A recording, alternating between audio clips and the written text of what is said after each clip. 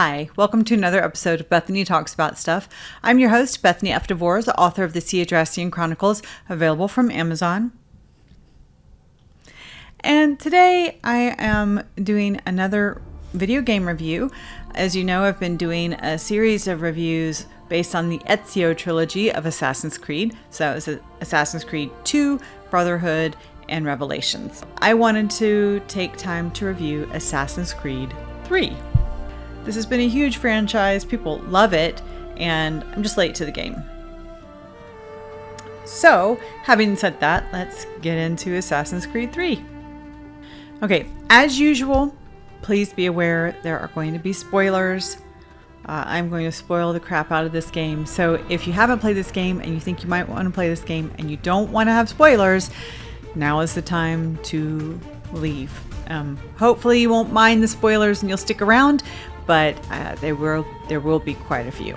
So just be aware. So Assassin's Creed 3 came out in 2012 originally. The remastered version was re-released in 2019. So I played the remastered version and I got the version that came with the DLC of the Tyranny of King George, although I did not play that. I played the straight game. I didn't do any of the extra stuff. Having said that, let me tell you what I think about this game. So I'm conflicted about this game because I did like it and I had some expectations. Some of them weren't met and some were exceeded. And that's kind of how it goes, right? But overall, I'm going to save my overall assessment till the end. But as usual, I'm going to do pros and cons.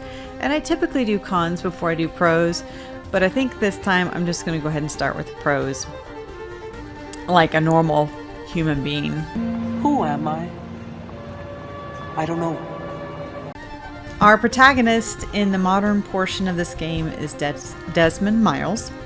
And he and crew, like the last few games, are still trying to find something in history to help them conquer something in modern day.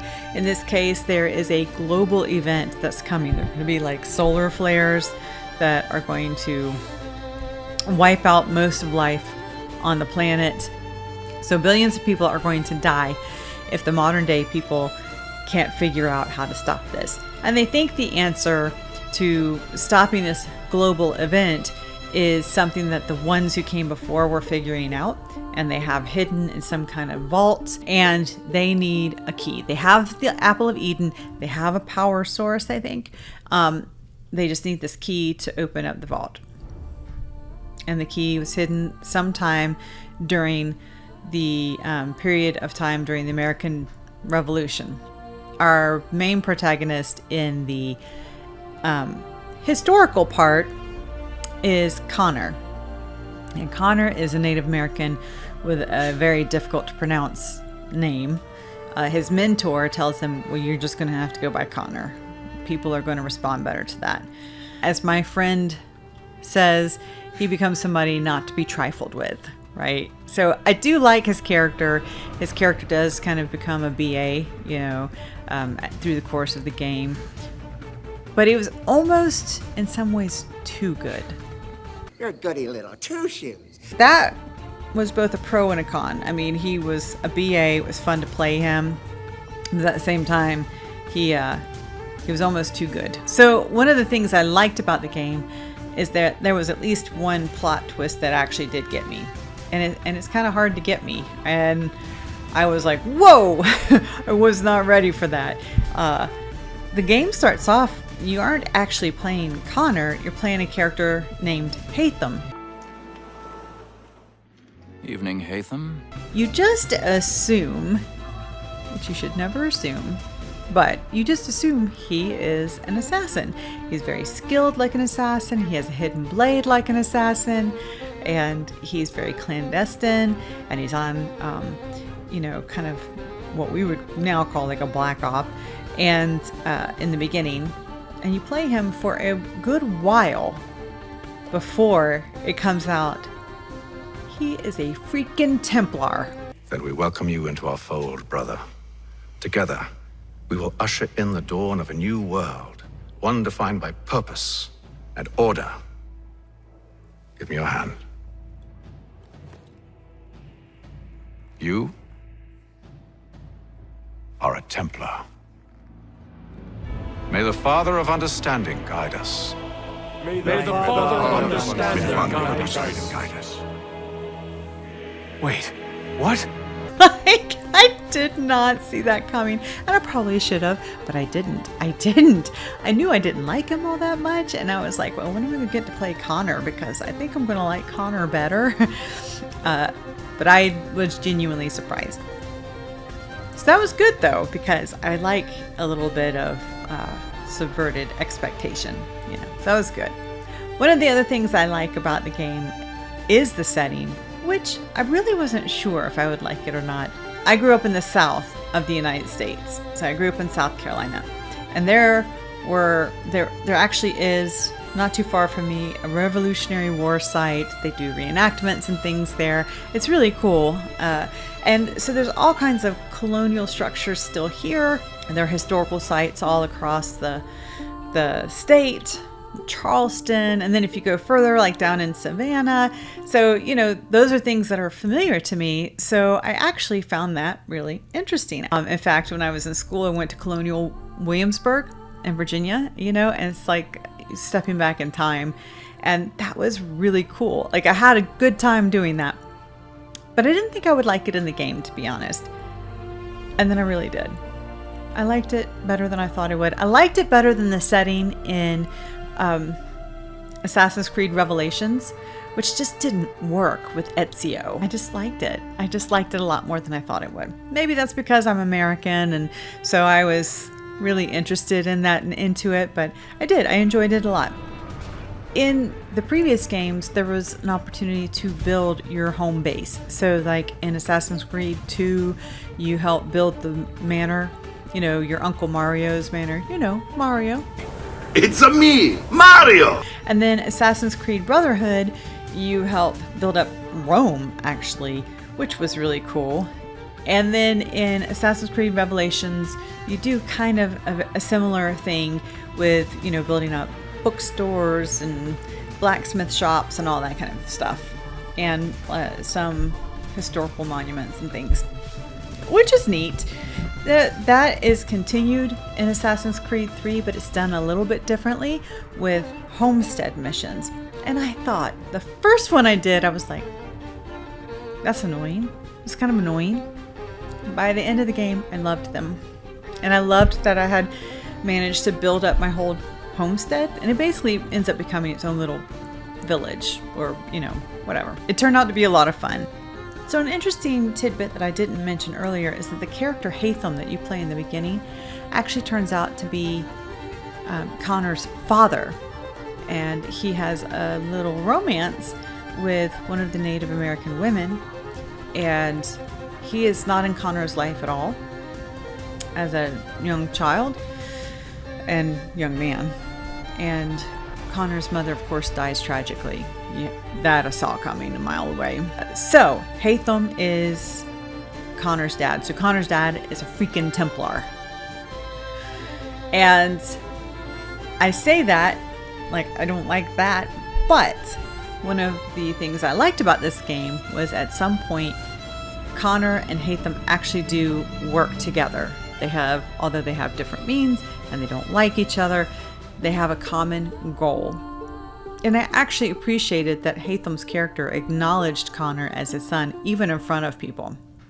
It wasn't like he tried to hide it because Connor is an assassin and he was half Native American. He just was like, this is my son. And Connor was kind of surprised by that. When they were working together, I knew there were a couple of things that could happen. One would be that Haytham would make a 180 and turn good and join the assassins and be, you know, brought to the good side. Or I did think it was possible that Haytham might sacrifice himself to save Connor.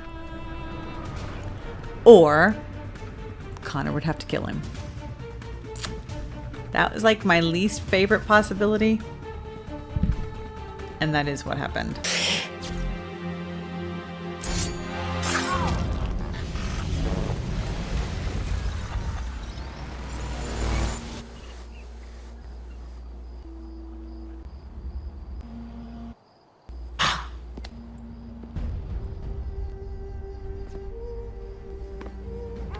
Don't think I have any intention of caressing your cheek and saying I was wrong.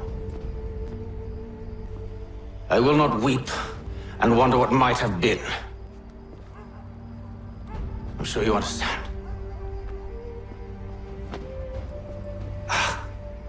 Still, I'm proud of you in a way.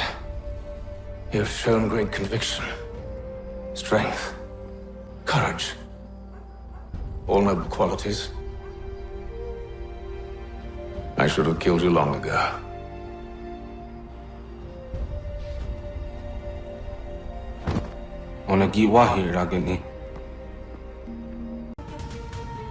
That was kind of an interesting choice, but I liked them working together. So that was the pro. Then the con would be that Connor had to kill him. So I didn't care for that. And then Hatham was a real douchebag about it. Like, it wasn't just like, oh no, now I die. He, like, his last parting words were really gross. Yeah, so that was both pro and con. Another positive from the game, though, was the father figure that Connor had in his mentor.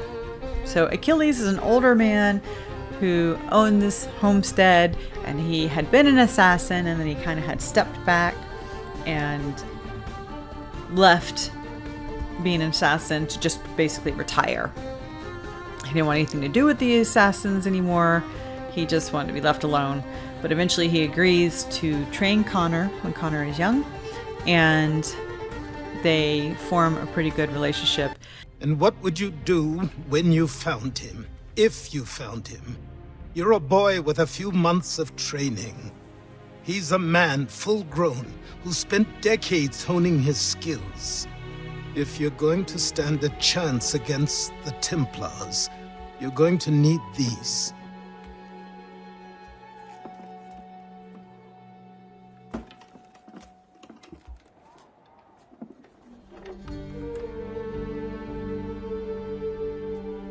Go on before I change my mind. And I thought it was kind of an interesting dynamic to see them arguing about stuff. Because one of the very few weaknesses that Connor seemed to have is that he was in a big hurry to go and kill Templars and get to his goal. And he was pretty ugly to Achilles at a couple of places. But I can't help but feel some pride in your success. And why should I give you any credit? Then don't. But first, return the robe and the blade and the darts and all of the years of training and knowledge I have bestowed upon you.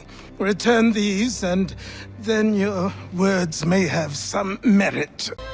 That was a con, but Achilles was a pro. Overall, those were the good things. So let's talk about the bad things, the things I didn't like. So one of the things I didn't like was that Connor was an interesting character, but I felt like he was a little wasted in this game. Like, they didn't really fulfill his potential. I felt like he could have been more fleshed out. He could have been a little more challenged. I just think that they could have done more with his character overall, because he was an interesting character. He was fun to play. So I felt like that was kind of a missed opportunity. Once again, the plot was convoluted. I felt like the plot for the modern day part was kind of convoluted. And then the actual historical part was also a little convoluted. In fact, at one point, I was like, why is he after this guy again? Like, I got kind of confused. Like, because there were several people he wanted to assassinate, which is not actually unusual in an Assassin's Creed game so far. He had a little list on a wall with their pictures and some notes that he and Achilles would look at and talk about who should be next and what to do. That was fine, Except that at some point I did genuinely get confused as to who was who and why I was out to get them. That could be a deficiency on my part, in fairness. I had trouble following it. Another thing I did not enjoy was how much Sean seemed to dislike the United States and its founding fathers, which, that's a common thing you hear nowadays. A lot of people pointing out that the founding fathers were human and did some pretty evil things themselves. True. Not wrong. But it does not negate that they did some really good stuff too. And I don't feel like that was presented really equally. I feel like at least one major character was very villainized and is actually one of my favorite historical figures. So, in American history anyway. So I was kind of annoyed about that. I'm very patriotic and I really love America. I'm not blind to my country's faults, particularly in the past. There were some very horrible things that happened that need to be remembered so that they are never repeated. But again, you've got to be fair in your presentation of things like this and recognize that there were very good things and very bad things, and not neglect showing both sides of that. In fairness, I also just don't like the character of Sean.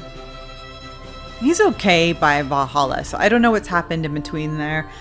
I don't know what's happened between this game and Valhalla. In Valhalla, I liked him better.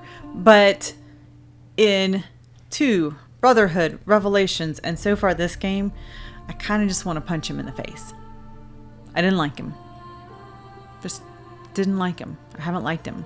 And then he goes on this rant. It just didn't help. That did not help me like Sean. This is something that may seem a little nitpicky, and I don't know if anybody else noticed it, but during the climactic battle, Connor is severely injured. You try so hard, but it always ends the same. Those who know you think you mad. Charles Lee is also pretty severely injured, mainly because Connor shoots him, but he doesn't die right away. So they kind of just lumber through and then eventually find each other. It was odd the way that was done. And then the final confrontation between the two of them was kind of hard to watch, frankly. Okay, fine. So then it cuts to 6 months later, and Connor is still kind of like holding his side and walking slow and struggling. I'm like, after 6 months, if you're still having that much trouble with that injury, you probably should be dead.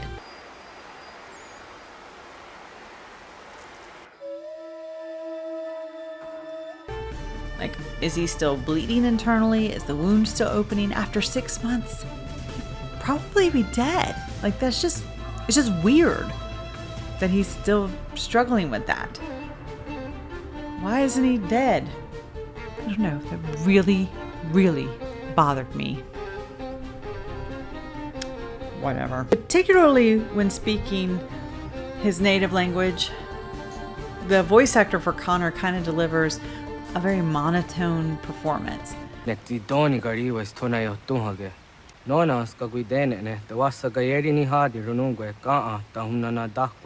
Bodger, thank goodness. You finally made it. I thought you'd never come. I don't know if that's the direction he was given or if that's just something he just did. I just found that a little distracting as well. The game was a little glitchy.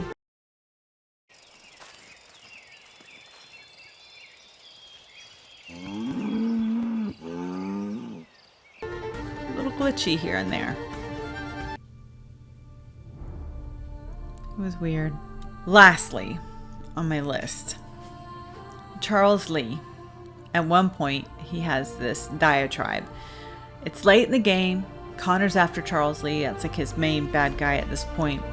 And he has an encounter in which Charles Lee's henchmen have a hold of Connor. I will kill you, Connor. This I swear.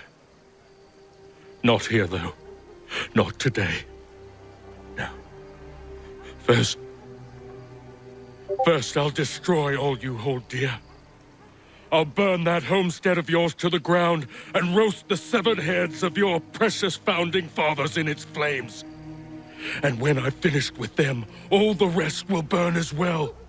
Your merry band of assassins, the human refuse that lives on your land, your village and its people, all of it, gone. You can try, Charles. 5 minutes later, Connor escapes, and none of that stuff happens. And while I don't necessarily want horrible stuff to happen to Connor's family or world, I would have liked to see Connor actually have to stop it.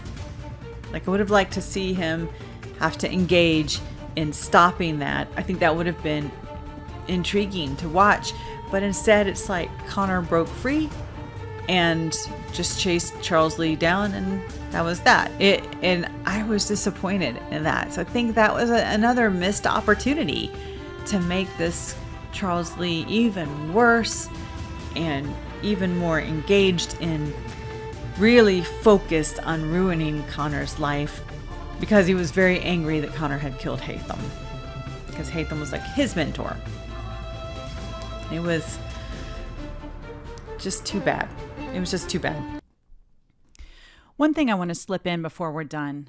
I didn't like Desmond, but I absolutely hate the way the game designers killed him off. This left a really, really bad taste in my mouth for this game. He definitely deserved a better ending. Enough! You must not do this. Whatever Juno's planning, however terrible it might seem today, we'll find a way to stop it. But the alternative, what you want, there's no hope there. If you free her, you'll be destroyed. It will happen in an instant. There will be no pain. You mustn't. It's done, Minerva. The decision's made.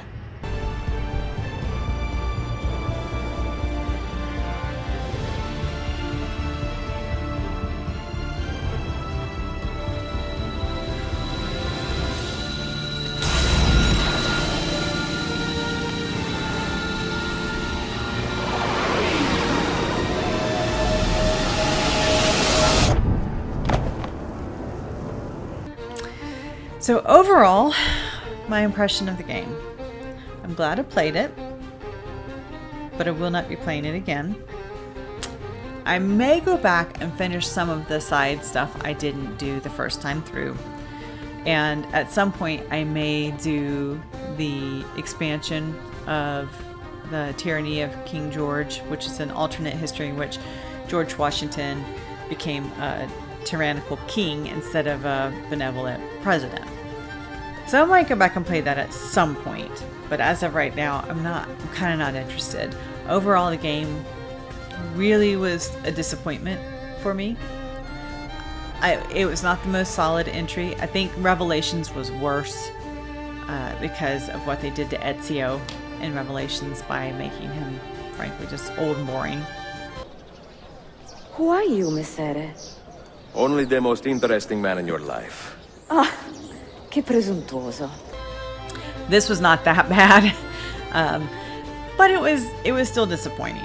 So I feel bad because I have a couple friends that really liked this game and they loved Connor. But Connor's a great character. He's enjoyable. He is definitely not to be trifled with, as my friend says. I will kill Charles Lee. And overall, it's a decent game, but it was kind of disappointing to me. I expected more out of it. I can kind of see why people were starting to get Assassin's Creed fatigue at this point. It was kind of like rinse and repeat. And I have started playing Black Flag, which is Assassin's Creed 4, and it's still kind of that way so far. 3 was just lackluster, kind of getting that fatigue. And yeah, that's my review. Kind of made me sad. It was better than Revelations. Just a little better than Revelations. All that said, now you know what I think about Assassin's Creed 3. I am working on 4. I will be doing Origins and Odyssey. I may or may not finish 4 at this rate because so far I don't like the main character.